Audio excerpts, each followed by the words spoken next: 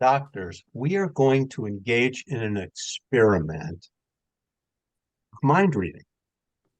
And this is totally unrehearsed, totally unprepared.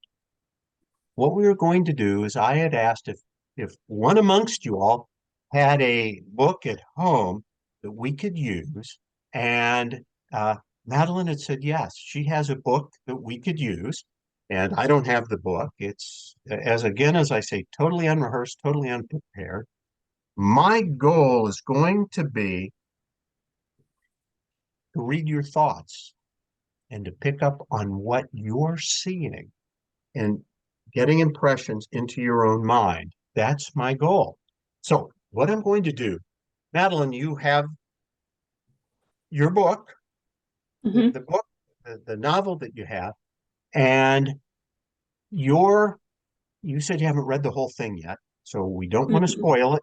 So I'll just have you go in to say the first chapter, and I don't want to know what page number. I just want you to go onto one of the pages and to go down the page and to find a remarkable word, a meaningful word, a word that's relatively long, and then just put your index finger under it. And then I want you, please, to silently count the number of letters there. And then I'm going to have you just tell me how many letters there actually are in that word. Don't tell me the word, but you can tell me the number of letters. 12. Okay, so we've got a word with 12 letters. And now what I'm going to ask you to do, there's a word after it. Yes? Don't tell Yep. me that word. Typically, the next word is usually a little shorter. But let's see. I want you, please, to count the number of letters in that next word. Don't tell me what it is. I want you to tell me the number of letters in that next word. 2. Okay, so it is much, much smaller as we suspected. Now, there should be a word after that, is there? Yes? Hmm. Okay, I want you to look at that word. Oftentimes, that's longer than the second word, yet shorter than the first word. How many letters are there in that third word? 5. Okay, very good. Now, what I want you to do, I'm going to ask you to concentrate because I'm getting the impression of the following things. Please don't tell me your words. You're looking at the words. I want you, please, to look at the second word first, because I'm getting the impression you said it's two letters, and I'm getting the impression that the two letters are O and F. It's the word of.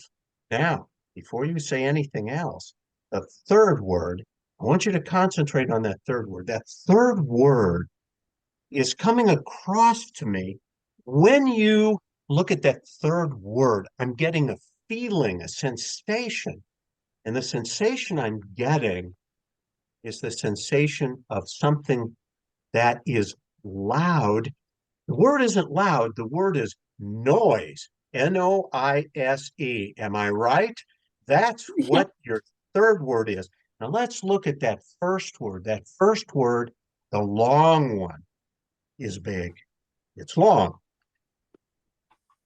And now what I'm going to attempt to do is get as much of the sentence as I can.